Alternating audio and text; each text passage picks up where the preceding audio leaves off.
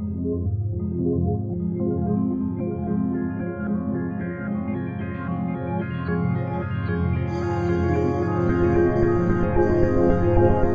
is Red Ice Radio, a beacon of sanity from Northern Europe. RedIceCreations.com. Welcome everybody, this is Henrik and you are listening to Red Ice Radio. Our website is redicecreations.com and we are coming to you from Scandinavia, Sweden to be a little bit more specific. It's good to talk to you today, it always is. A warm welcome to everyone tuning in from around the world. Today we have Dean Clifford with us from Canada to talk about his opinion on government, law, freedom, and the legal system that we are all born into. Dean has been providing resources and opinion to help guide the Free Man on the Land movement for a few years now. His material and the videos he presents, primarily uploaded and featured on YouTube, have been well received and spread far and wide on the internet. The material has been an aid to many who want to come to a better understanding of a very complex and difficult law system. He has also been proven to be helpful for the already existing and spontaneous lawful rebellion revolution that is ongoing around the world. Clifford shares with us parts of his own journey, how he's grown, awakened, and come to a better understanding of the system around us. Stay with us for much more. Welcome to Red Ice Radio, Dean. It is good to talk to you and finally get you on the program, of course. How are you today? Very good. Yeah, we've had a few missed paths here so far. But this is really good. So how are things today there on a day like this when the Canadian national ice hockey team was booted off the World Championship tournament by, well, Slovakia, actually, of all teams here in the quarterfinals? Wow, there's hockey going on right now? Yeah, you bet. Oh, man. Yeah, no, I don't pay attention to that whatsoever. I haven't had cable in 12 years. I forgot that there's even probably hockey going on right now. Yeah. No riots on the streets. That's what Hey, sounds good, though. I guess no more brawls between us and the Russians for this year, so I'll have to wait a year to find out about that. That's right. No, I remember, was it last year with the Vancouver Canucks lost, and there was a hell of a riot there in Vancouver? Yeah, all the shining examples, the beacons of society that rioted in downtown Vancouver, pissed off that their team lost. Yeah, it was fantastic. Yeah, really good. Of course, we're not here to talk about hockey today, but we're going to talk a little bit about law. But maybe freedom even is a better word. We're going to get into here. But why don't we start at the beginning a little bit, Dean, for potential newcomers, and I want to kind of ask you how you ended up, I guess, giving advice on legal matters, if that's how we could define your area, Dean. Yeah, that and I guess waking people up now. But boy, it's been a long road. I've told the story briefly a few other times on I think once on Angela Stark's show there too, talk show. But hopefully people don't get bored to death listening to this story, but essentially what it was about going on 16 years ago now when after I completed my first year of university and I was in my second, and I had started getting my own construction company together, and I kind of got out into the world of business there before I even completed university, and that was when my very first year ever filing, when I knew nothing about, I've never heard of any of this kind of stuff before. I was still under the illusion that, like Canada was a legitimate country, and being a good little taxpayer and, productive member of society and all that kind of stuff was still in my head, especially the rest of the brainwashing at university. I had my first run-in with Canada Revenue Agency. And basically that started the very first year I ever filed that I was in business for myself, led to them sending me a tax bill for 4 times what I even made that year.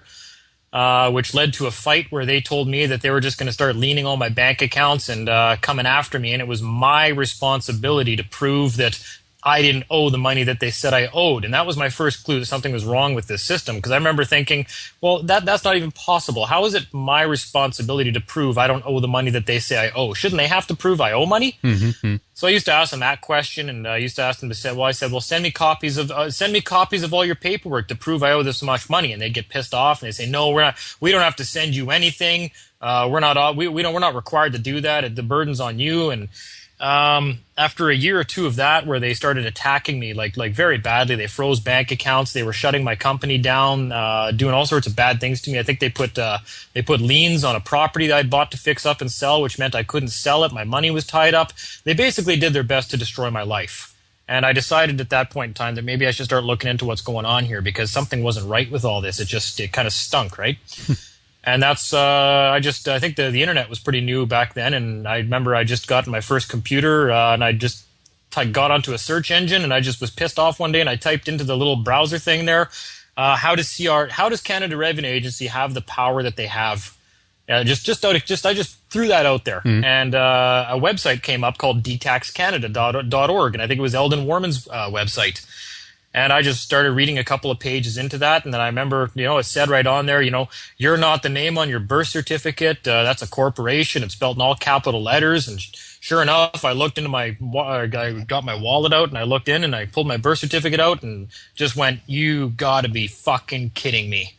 And then bam, that was when all the hair stood up on my arms, and I'm like, no. And that was my Matrix moment. So ever since then, it's been a long road to find out, working off other people's work and reading as much as I can and research into finding out this giant scam, this illusion that's all going on, that's really started to come to a head in the last 2 years. So there was some pretty good battles. I've had battles with Canada Revenue Agency. I've had run-ins with the police. Fought all sorts of criminal charges, and I appear to be winning, and I appear to be out now. So I figure at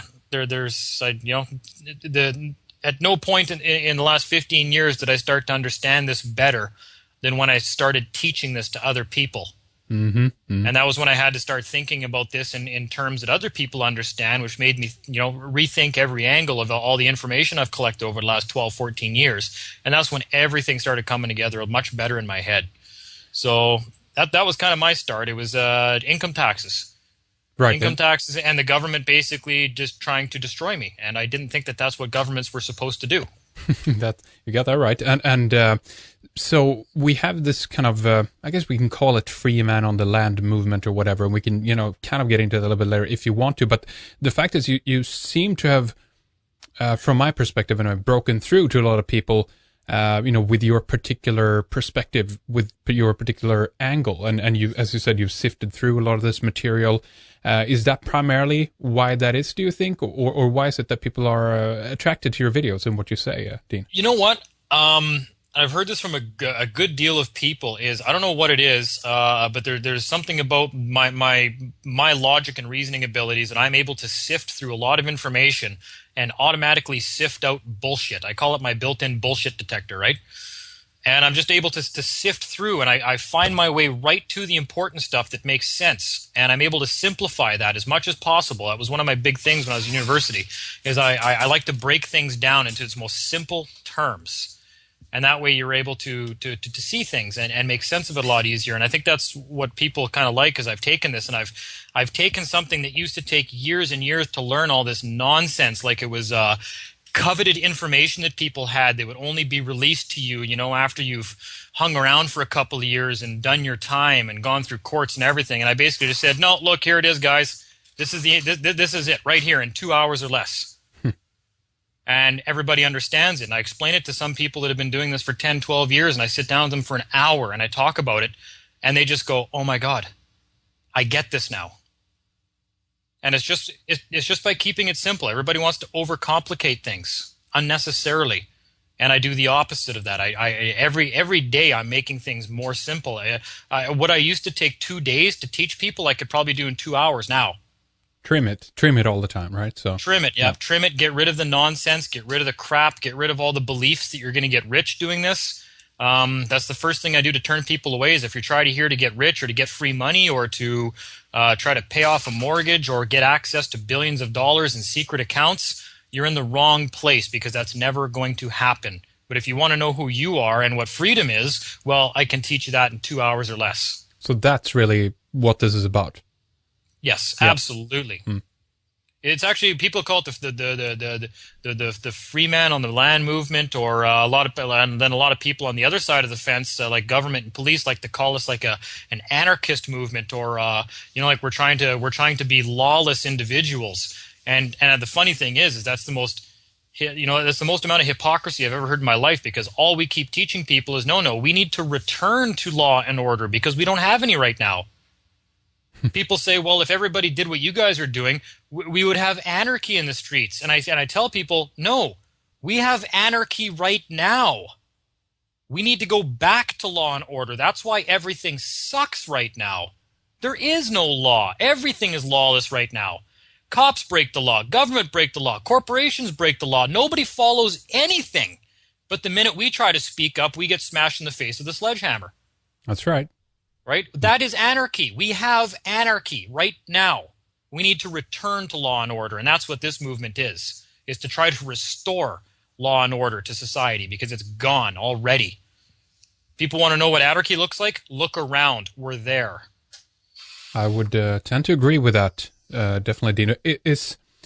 Obviously, as you stated, there seems to be a lot of bullshit out there as well. There's a lot of things being thrown around about this, and a lot of, I guess, then from your perspective as well, misconceptions and so forth. Is there anything you feel that would be necessary to kind of clean off the table here? You mentioned some, of course, but is there anything else kind of thrown around out there? Yeah, go ahead. Absolutely. That's actually a great thing to bring up. That's the other thing too, is that I think that most of the information that's out there is probably put out there by the government or by government agents, where they're trying to confuse everybody. Probably 90% of the information actually is put out there to confuse people, or people want to try to sell them into a program where they have to pay lots of money over a couple of years to learn everything. Or they'll hold information back, and they'll say, oh, you're not ready for that yet because, you got to learn all this first. That's all nonsense. Any of these groups that are trying to sell people on how to access treasury accounts, or how to take advantage of the system the same way that the people that built it do, you can't do that. All these people are just trying to get rich. They're trying to get things for free, and they're doing the opposite of what we're trying to teach people, which is, look, we don't need this system that they built. We don't need this credit system. We don't need all this money. We don't need all these toys. We don't need all this complication in our lives. We can get right back to basics. We can get right back to simple. And the more we try to play in their system to benefit from it, the more we just become dependent and reliant on it. And that is what gives it its power, is when we try to use this system. It's not ours. They built it for them, not us. And people don't get that. Let's talk a little bit about that. That's a really important point. And who would you define as them, and how far back do we need to go, in your opinion? Well, people seem to think there's bloodlines that go all the way back to friggin' like the Egyptians and stuff like that. I just had a conversation with with somebody the other day about how these same bloodlines have been ruling the planet for like 7,000 years. And there's so many, just from a logical standpoint, there's so many ways to disprove the possibility of that even happening. What people have to realize is that when within their system, greedy people who strive for power is all that system attracts, right? Anytime you have a system that's full of people that are greedy and they all desire power and they want all the power, you have nothing but power struggles. And over the last thousands of years, it's been nothing but different families, different people having power for maybe 100 years or 3 generations, and then someone else takes it over. And no, this is it's the system that's actually, the system has a life of its own and kind of grows on its own, has taken on a life of its own, and the system is there, and these people simply know how to capitalize on it in a way that we don't. That's all it is. There's probably 20 or 30 or 40 upper families that you could consider like being like rulers of the world, if you want to call it that. I don't know, but I really don't care about any of that. That's something so far out of my sphere of influence that it's nice to talk about just for for fun, but it has no relevance to me, because it's not like, okay, I finally figured it out. It's these 32 families right here. Okay, let's do something about that. What are you going to do about that? Yeah, it's a good question. Nothing. So some people have said, we need to understand the foundations, I guess, of the system and what the intention of it is in order to work it or try to, as you said before, kind of have it to our advantage in one sense. But so in a certain extent, maybe that's true, but that's not really what you're saying, though. This is another way. Yeah. No, well, the whole thing is that if this system is rotten and the system stinks and people are tired of the system, you don't try to fix the system. You can't. It's working the way it was built to work. It was built to make them rich and us poor. It works perfect. You can't fix it. It's what it was designed to do. You can't change something's design, right? You can't make something into something it's not. It's rigged, and therefore, just to cut in here briefly, this is also why I personally see there is a problem with all the groups who are going to the government, to the people who have in the beginning created problems to offer these solutions for these problems. But go ahead, Dean. Well, the solution is to leave. If we don't like the system, then maybe we should build our own, because these people built this system. The people that built this system built it for their benefit. Maybe we should build a system that's for our benefit. That's the quick answer. That's the answer they don't want us to come up with, which is why they keep trying to make us think that if we simply learn everything there is to know about this system, that we're going to become ultra elites like them and have access to unlimited credit. No, that's never, ever going to happen, okay? It's an old boys country club. They have to invite you in, and we're never, ever going to be invited in. Ever. I mean, that's George Carlin 101. That's right. Right? That's right. So the solution they don't want us to come up with is to just leave. Just leave. I've had it. I'm done. I'm gone. And I've been trying to teach people that recently, right? Like everybody's, oh, well, how do I do this and how do I do that? And I said, just leave. Send all the government ID back. Say, look, I'm opting out. I was born here, so I have the right to be a citizen of your nation. But guess what? I don't have the obligation to be a citizen of your nation. I have the right to be one, but I don't want to be one. I'm done. I'm out. See you later. And as soon as you become a non-resident of their organization, their bullshit doesn't apply to you anymore. Period. So there is no very interesting point. Let's talk a little bit more about this. There's no obviously application here, so to speak. You don't need to file any paperwork. No. This is nothing that is associated with the system in this way. But at the same time, you do say that there's a certain set of things that you can do to demonstrate the fact that you have a desire to leave the system. Is that correct? Yeah, absolutely. And the funny thing is you can still operate in commerce, just not being regulated by them. That gets into the whole birth certificate problem, the live birth record, the birth certificate. I've noticed there's people that, based on a couple of talks I gave about the live birth record, and there's another couple of people out there talking about that as well, Dan the Christian Man and a few other people that are really big on that. The problem is everybody ran out and got a live birth record and started using that, and the minute they got pulled over, they produced a live birth record and said, I don't need a driver's license. The problem is they didn't cancel their existing contracts with the government. They're still under contract. Your live birth record, it doesn't automatically, just being in possession of that and saying, here's my live birth record, doesn't get you out of the contracts you entered into with the government. You made application for Social Security. You made application for all this stuff with the government. You wanted to benefit from the government.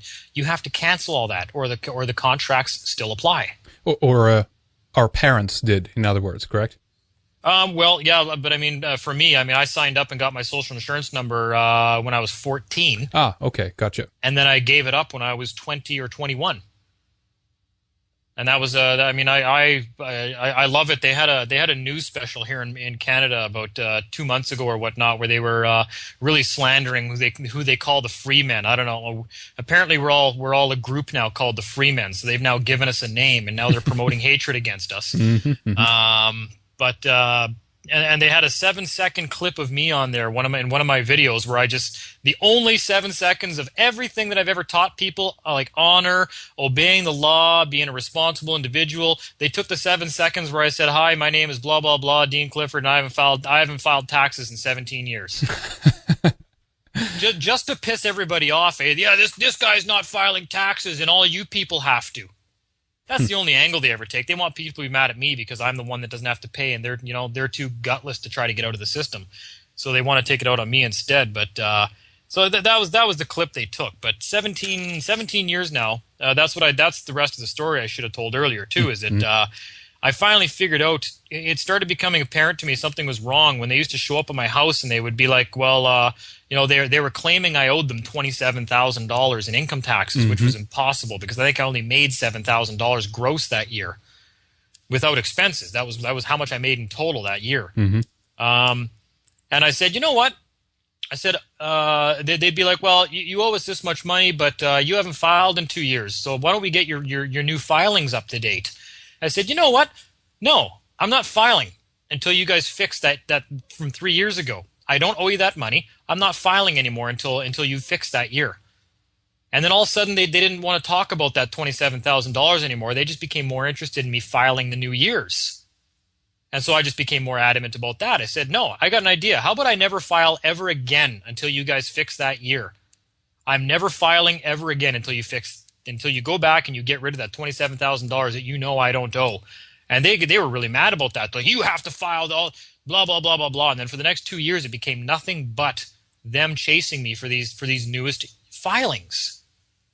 And so something started to click. Wait, something's wrong here. If somebody owed me $27,000, I'd be more worried about getting that $27,000 than I would be in trying to get a new more work out of them.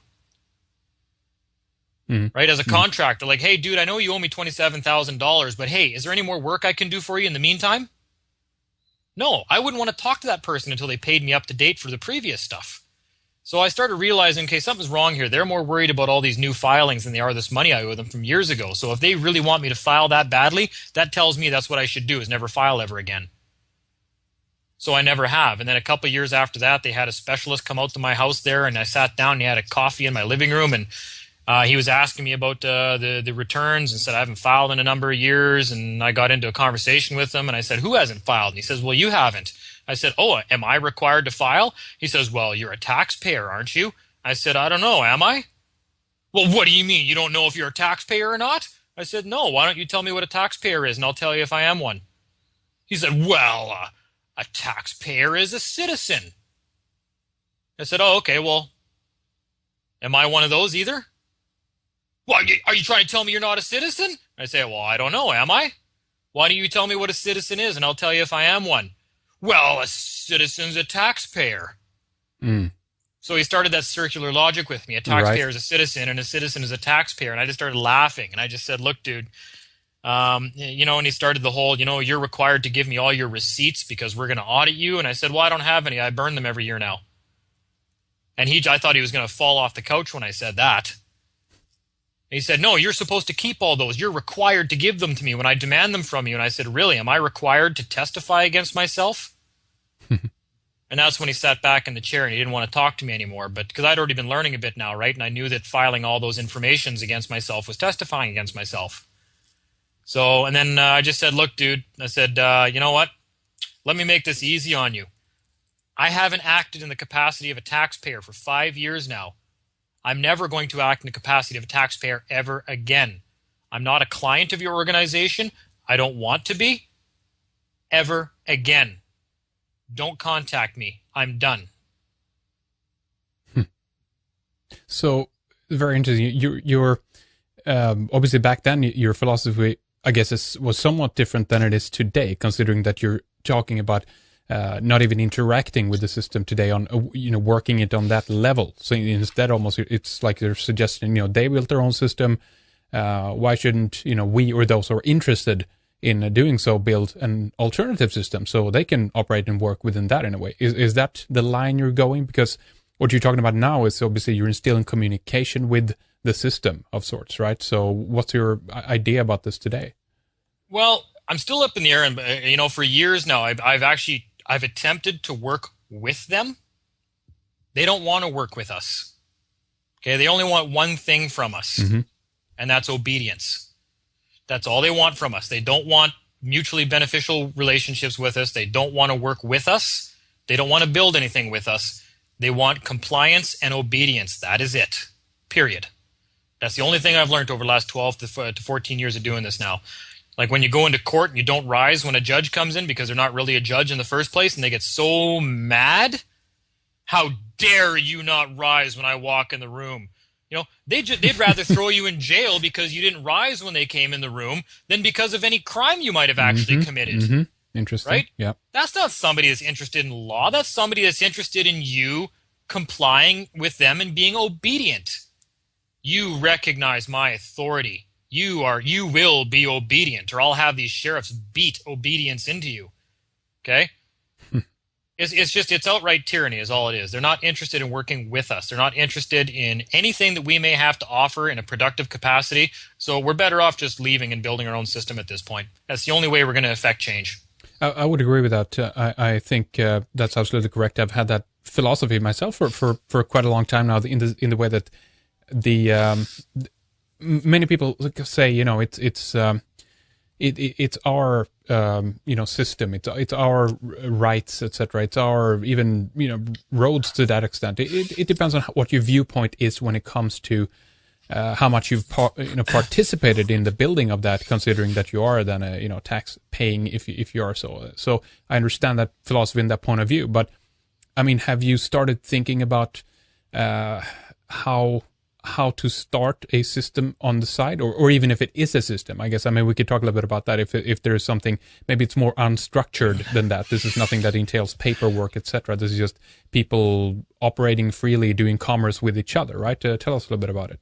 Yeah, I wouldn't say yet. I mean, that's probably something that would be a natural evolution of any kind of like little society of your own you try to build anyways. As it grows, it becomes more complex. You'd probably start introducing your own money or credit system.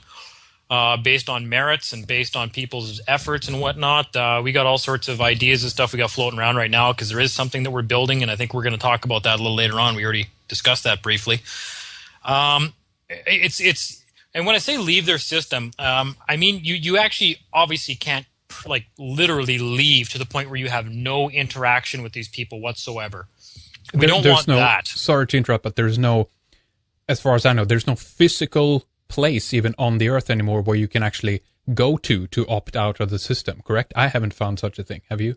No, and it's our planet. I don't plan on going anywhere. Go to the moon. Yeah, now go ahead. It's ours. Yeah, we just need to take it back from these people. And that's the people are always like, oh yeah, but there's what about the 400 people that rule the world? What if they all this kind of stuff. And I jokingly tell people every time they try to say, oh, well, you can't do anything about it because there's 400 people that rule the world and whatnot. And I always jokingly say, oh, good. All that tells me is that means there's only 400 people I have to kill to get rid of this problem then. I'm kidding, obviously. We don't even need to do that. I say it as a joke to people to make them realize how stupid it is, right? Yeah. Like, okay, that. Right, and I laugh about that too when Americans are talking about the fact that we're going to have to, we're going to have to go to war against our own military and our own government right away because of those 300 people in Congress. I was like, I got an idea. Why don't you call your local sheriff and say, hey, I got a good idea to avert a civil war. Why don't we go arrest 300 assholes in Congress? Mm-hmm. Throw them in jail. There we go. War averted. Right? There's simple solutions to all this kind of stuff. But building your own system, it's easy. I mean, we're doing it right now. The easiest way I see to get out of the mess that we're in, this all started with the banks and their mortgages, and they're getting us to register our property to be able to secure mortgages against it because we wanted to live the high life, right? Right. I want a mortgage. I want money now. I want to lease a car. I want all these loans. Credit. Okay? That's why we're in the problem. That's why we have the problems we have right now. Period. Right so, now, so there's a level of responsibility for, well, maybe our parents and their parents then in a way. But go ahead, Dean. Yeah, well, that's exactly what it was, right? They got lulled into this. Oh, yay, we'll loan you money for your farm, right? Hmm. Then you can buy new farm equipment, and you can upgrade your farm, and you can buy more land and get bigger and bigger and get more and more into debt. And it was just a system that's been creeping up on us for about 70, 80 years now.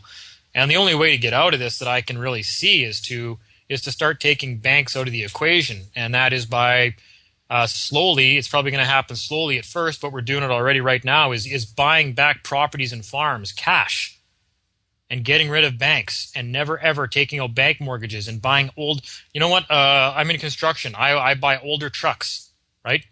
Yeah. I'll spend $10,000 on a truck that's 8 or 9 years old, that's a diesel that's still in fantastic shape. I don't need an $80,000 diesel truck. I'll buy an older one. And I'll pay cash for it. How many lease payments do I have? None. Yeah.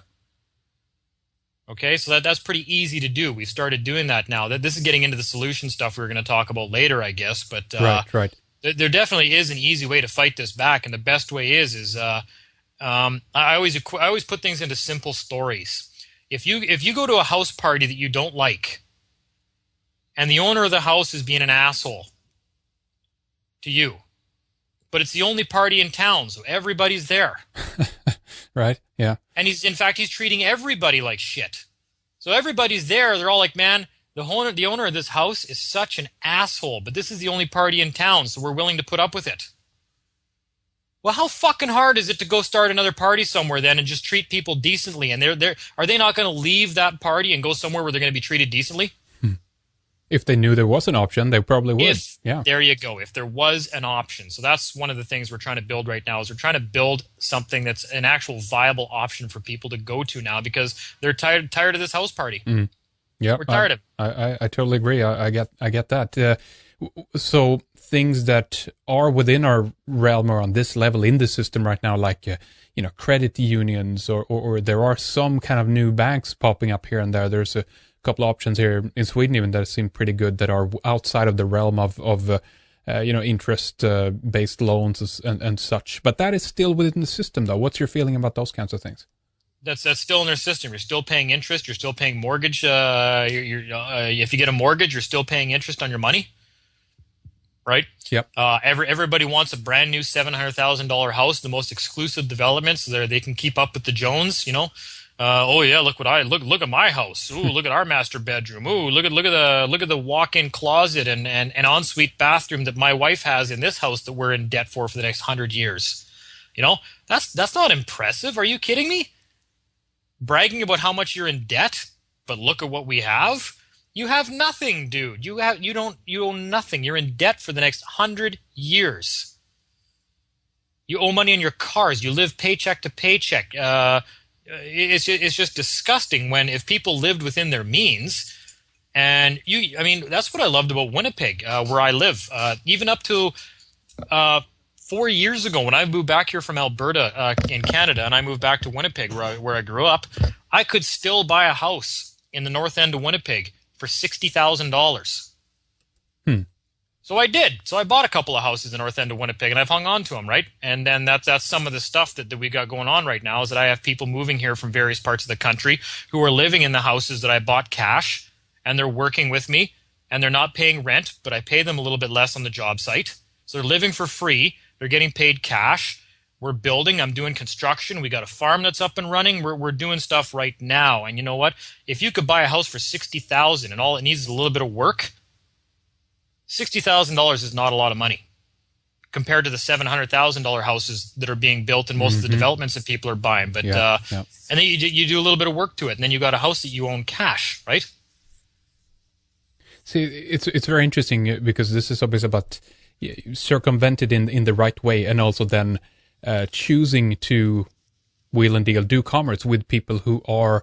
Well, both maybe this is a moral question to a certain degree. You do business with the people that you feel you're on the same page as to a certain extent, but you also try to circumvent the idea of regular banking, I guess. Then, I mean, right now we're moving into cashless society. It's all electronic, which is another threat to the ideas that you're proposing. Correct? Yeah, to be honest with you, I actually don't see that succeeding.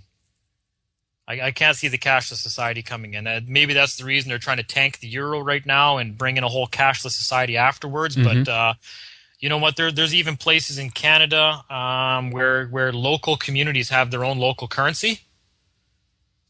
I think there's even a place out in British Columbia, a place called Salt Springs Island, where I'm supposed to be going there in July, and they have their own Salt Springs Island currency that I think that like one of the local governments prints, and it's good at every store in that around Salt Springs Island. There's all sorts of places that Canadian. We have a store in Canada called Canadian Tire, and you get a percentage of all your earn whenever you go and you spend $100, you get like $5 in Canadian Tire money back. You can spend at Canadian Tire. Mm-hmm.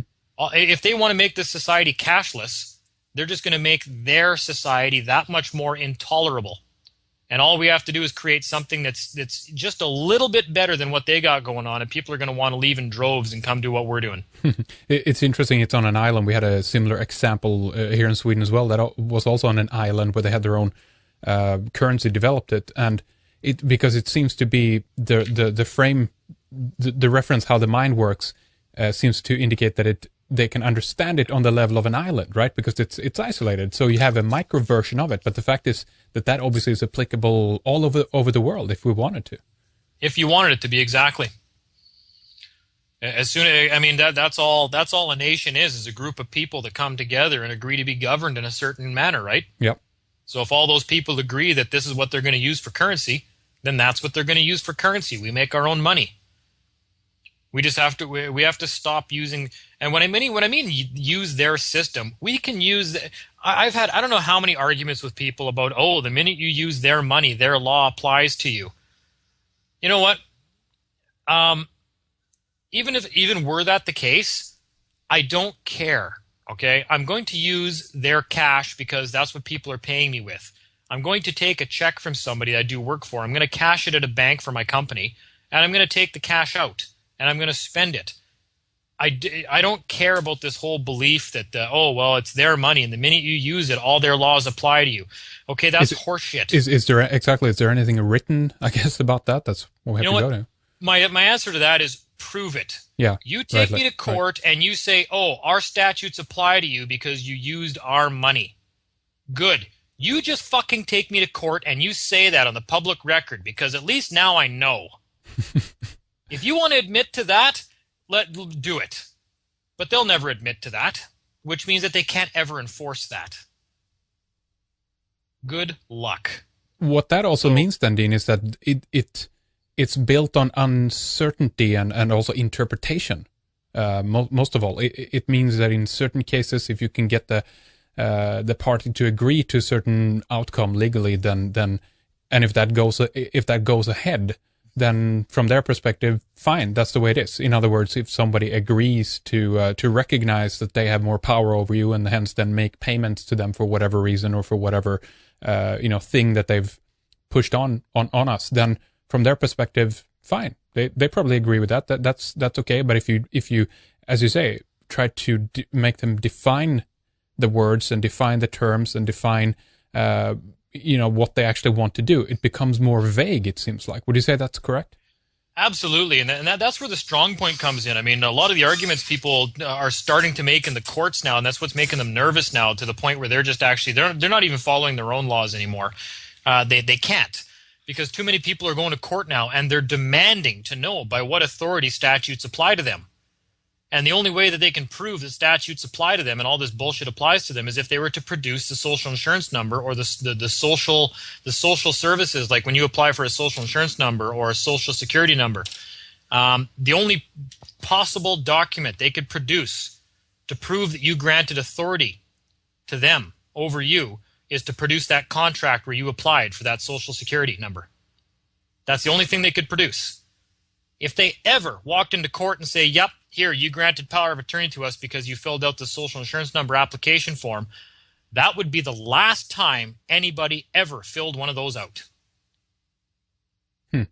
So they can never, ever prove it. So now in court, that's why they just resort to bully and sheriffs arresting you, and they just ignore us in the courtroom now, and they carry on like we're not even there. They've just resorted to such a level of absolute arrogance that it's made it even more obvious that they have absolutely no authority, jurisdiction, or claim over us, because they can't answer any questions, to the point where they just ignore us now. So in effect, they've actually made people realize that we have to be right, because they can't answer these questions. They would rather throw us in jail and risk criminal charges than actually try to prove exactly what gives them jurisdiction over us. And why is that, do you think?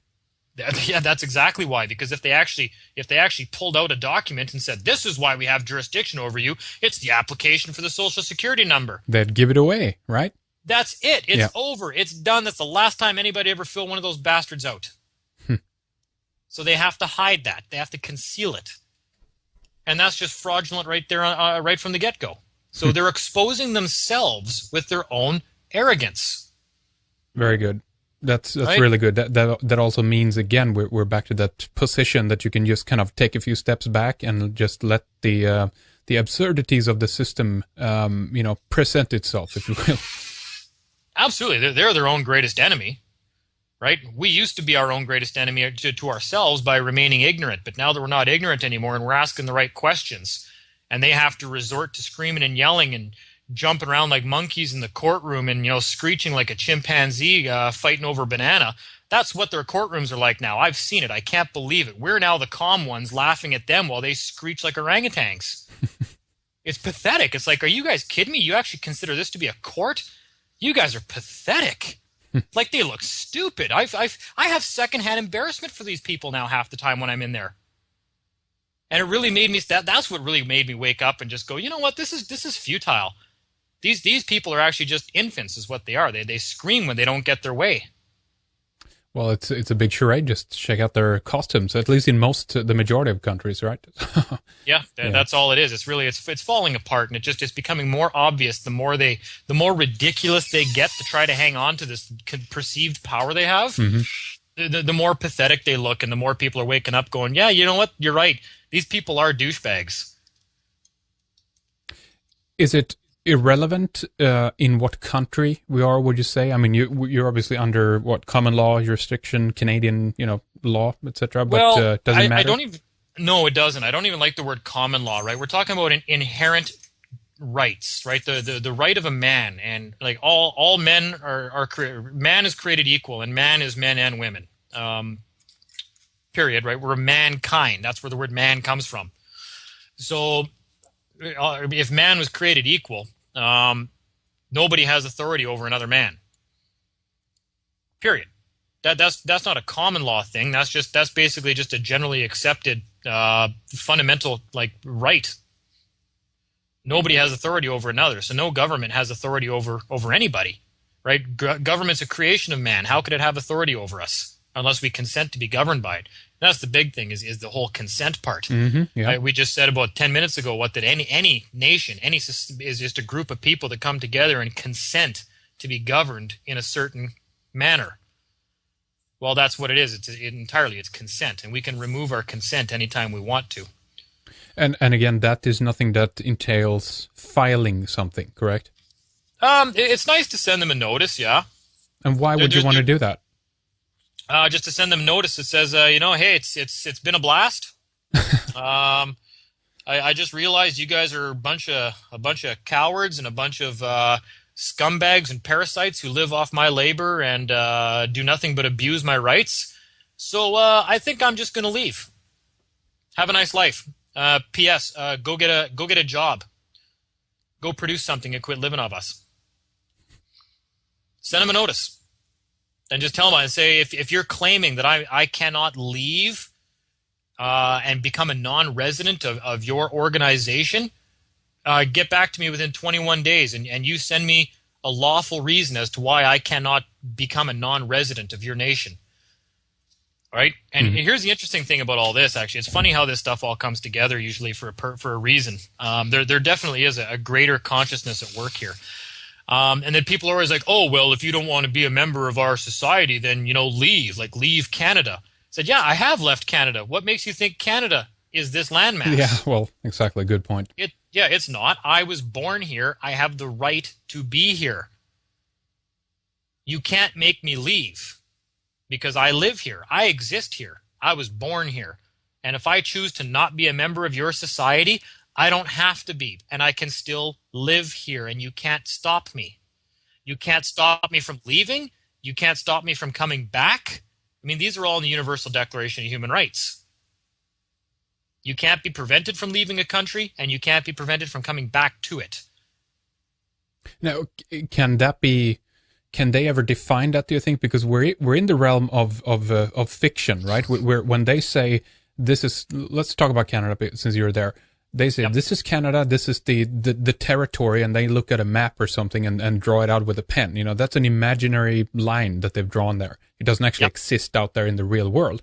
So consequently, the burden of proof, as you've said, I guess many times, is on them, right? How do they prove that this is actually the land of Canada when you're out there in the real world? Tell us a little bit about that.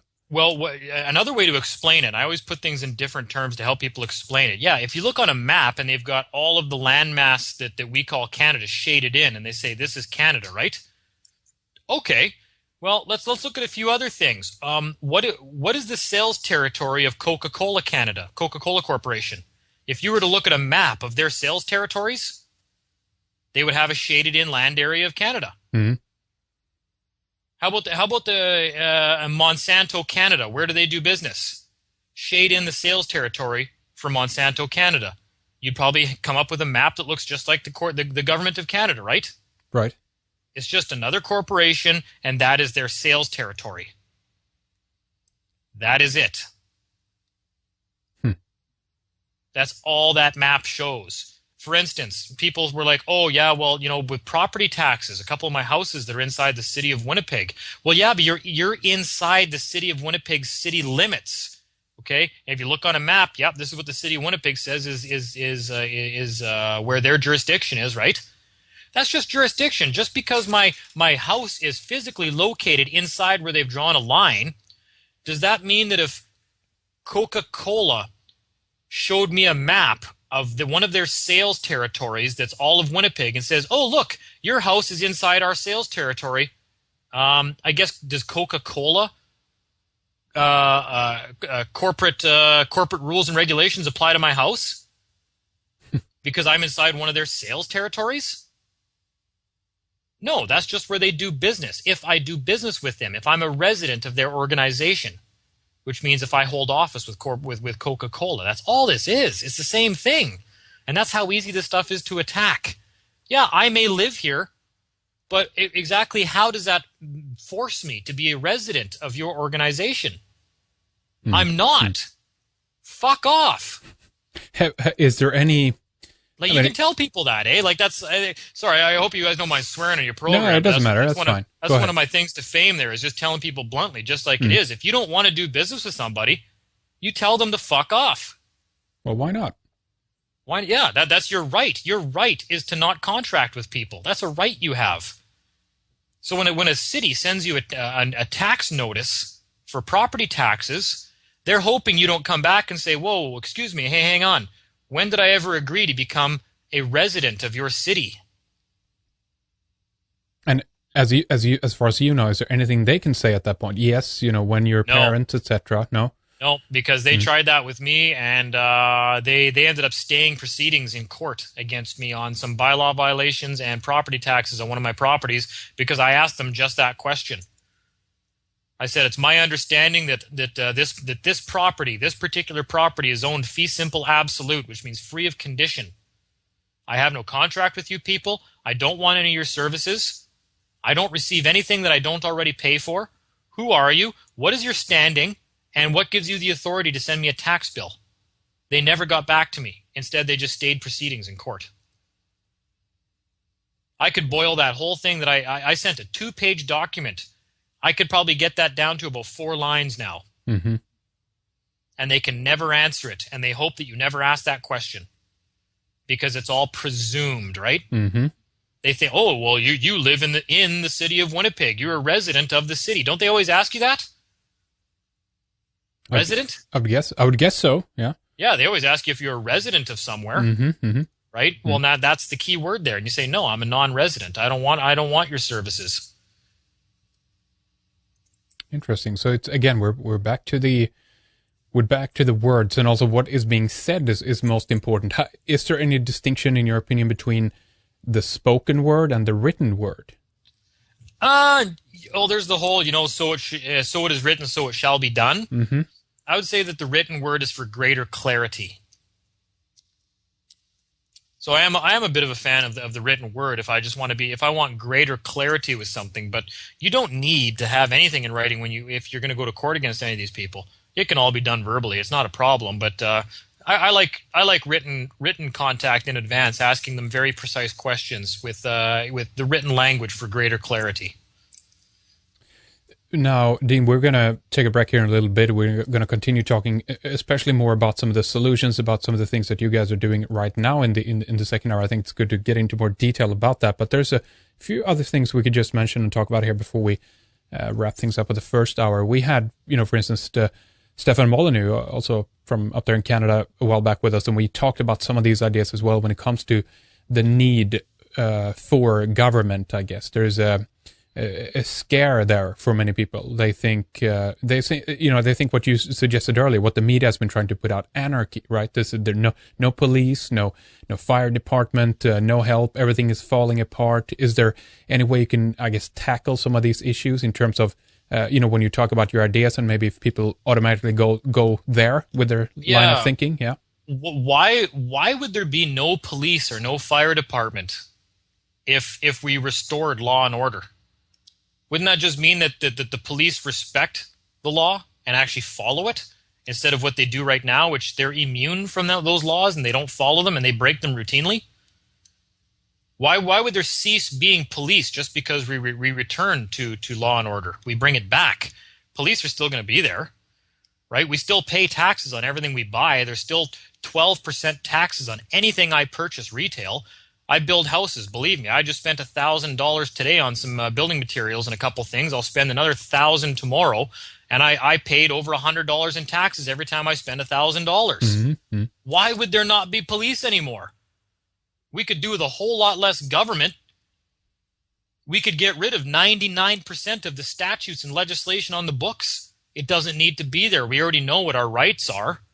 Get rid of all this shit, and things will actually be easier. And then these assholes that work for the government will go have to find real jobs and be productive members of society again. Right? That's not. Good. It's comical that people think that this. There's going to be anarchy. There'll be no hospitals. There'll be no firefighters. There'll be no police. Why? There's more than enough money to pay for all that. Mm-hmm. Right? I don't try to get out of paying sales taxes. I don't mind paying those because that's an option. I have the option to not buy anything, and then I don't pay those. My big problem is income taxes, because they try to say I have no option. If I earn a living, I have to pay income taxes. Well, fuck them. Bullshit I do. That pisses me off. I don't like that. Or just because I own a house, I have to pay property taxes on it? Oh, there won't be any schools. Good! I don't want my kids going to their shit schools anyways. I'd rather fund my own school. That's right. Sorry to interrupt, but that's a good point as well. The service that they offer, and in most cases, in many countries anyway, there is a monopoly, that the government has monopoly on those services as well. And in most cases, those services suck.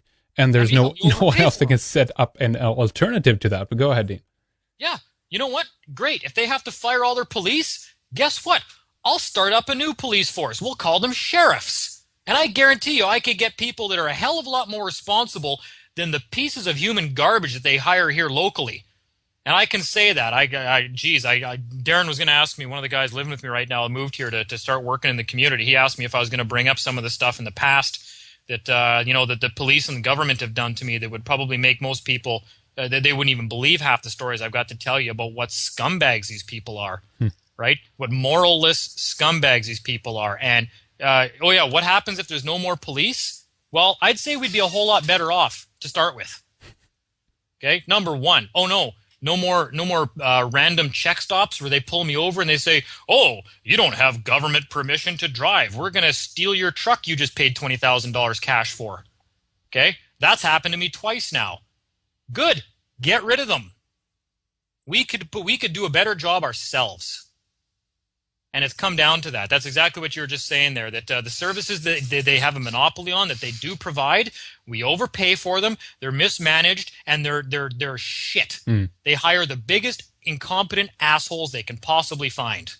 If no one complains on the services, if no one says anything about it, or even, again, then have the opportunity, or offer something else on the side, it's an important point too. We can sit around and whine, in that sense, all day and complain and stuff, but it's not going to fix the problem, and they're just going to continue as they continue. So they have to be, I guess, a level of communication with the fact that you voice maybe not a disagreement, but the fact that you're not unhappy with the service that is provided. I guess, I don't know. Yeah, recently, I've even discussed certain things in Canada here. I was like, well, if we don't like the police here because they're obviously not training the police properly, they don't know what people's rights are, they're not respecting anything. When they come across one of us, quotation mark, non-residents or non-citizens or quotation marks, free men that they've labeled us, they don't know how to handle us. So their solution to that is to just beat us and throw us in prison for a couple of days, right?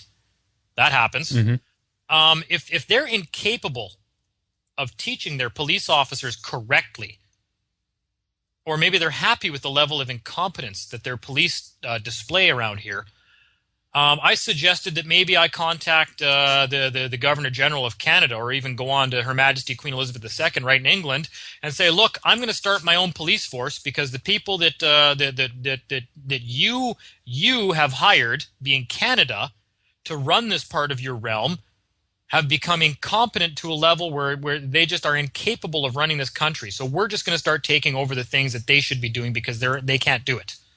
So I want you to authorize me to start like a common law police force or something like that. But see, isn't that a problem though, in one way? Because then you're going to her, you're going to them, you're applying for this. Isn't that? That's always a good place to start, though, right? Because we are a Commonwealth nation, and there is a duty still on that particular figurehead to fix these kind of problems when we're unhappy with what's going on. And failing that, then we leave that altogether and literally just go out on our own. So what you're saying, you can give it a try. Is that what you're saying? And if that Absolutely. fails, yeah, okay. Of course, I'm still big on, you know what, if these people want to work with us, great. Yeah. I'm okay with that. I think that they could be useful. They're not right now, but they could be. But we're so far on the one side of the paradigm right now that we've got a long ways to come back just to be in the center. And failing that, I say I'd give it a chance. I would, but I'm not hopeful that somebody would get back to me and say, "Yeah, you're right. The RCMP are so hopelessly incompetent that maybe you guys should start your own little police force," which probably would be the case anyways, because if we're non-residents of Canada and that's a Canadian police force, that's the same as me saying, well, I don't work for Coca-Cola. I want Coca-Cola's security people to protect me. No, maybe we just need to start doing what, like back in the old days is have our own little towns and start there again and have our own sheriff or our own whatever the hell you want to call it, that you vote, everybody in the community votes somebody into office who is the law enforcement for that area. Right. I'd be okay with that because the monopoly that these people have is it's disgusting. It's most people in Canada don't even know that the RCMP is a private for-profit corporation. They are not police. They are security force. They are a private security force hired by Canada. They're not government. They're not police officers. Okay, they're private for-profit security firm. That's all they are. Interesting. Maybe we can talk a little bit more about that in the second segment. Some of the I guess evidence for that, if you will, what has been found about that, because that's very interesting. I wanted to talk about the websites a little bit. And we need to do an update of sorts, I guess, for people who used to be able to find your stuff on freemanitoba.com, but you're currently setting up a new site and you don't have the URL or domain name for that yet, right? Yeah, that site was never mine in the first place, the Free Manitoba one, and then the person that was running it, I guess they decided not to continue on with it or whatever, which is not a big deal. I've had 2 offers to build websites in the meantime for some information for people, and both of those projects either failed to launch or they didn't follow through on anything that they said they were going to do. So I got a third guy now that was going to build something for me. I'm not sure how grandiose it's going to be because I think we're getting out of the whole getting people to feed their system by giving it energy and arguing with them. And I think we want to start educating people on how to actually extricate themselves from the system now. Mm-hmm. Yeah. So if we started our own party, but all we want to do now is tell people how to get to our party. And is everybody welcome to the party? Everybody is welcome to the party. It's a meritocracy. It's based on your merits. If we decide that you're an asshole, well, you're not going to go very far.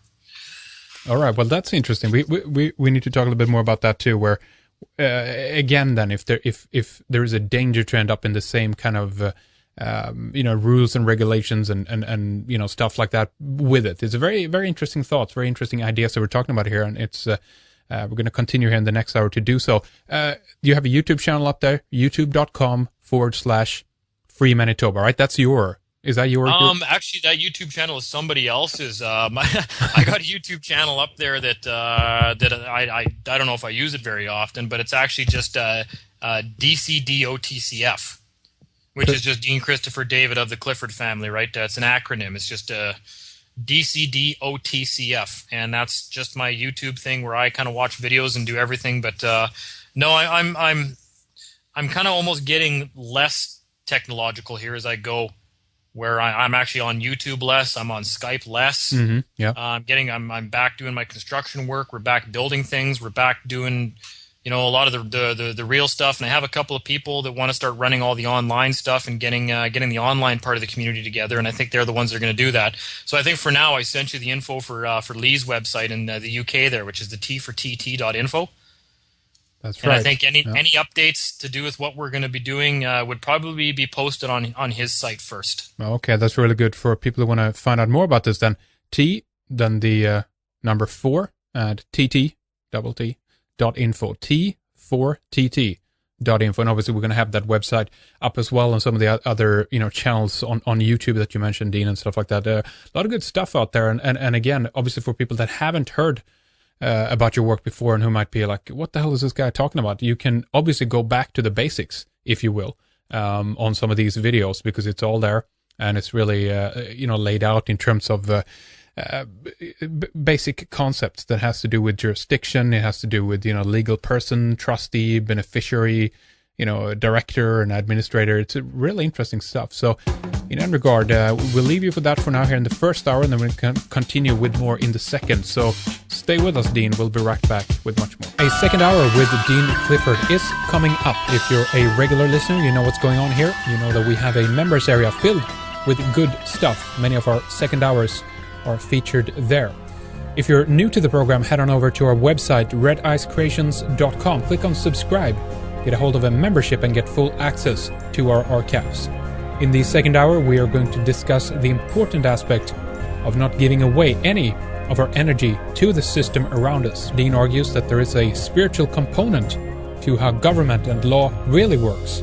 Everything is mirrored, it has been turned 180 degrees around against us, and the system ultimately seeks our energy, and it wants us to engage in it in a specific way. Our most precious commodity is our energy, attention, and time. And this is really what the system, after all, is after. We also discuss what Dean and his friends are doing right now in Canada to create alternatives for people who want to disconnect from the current system in place and start to operate in a different way. We discuss what can be done locally in most areas, and that people's attitude is the one and most single important part in all of this. If there's no willingness to put in hard work, Dean argues, then nothing is going to change.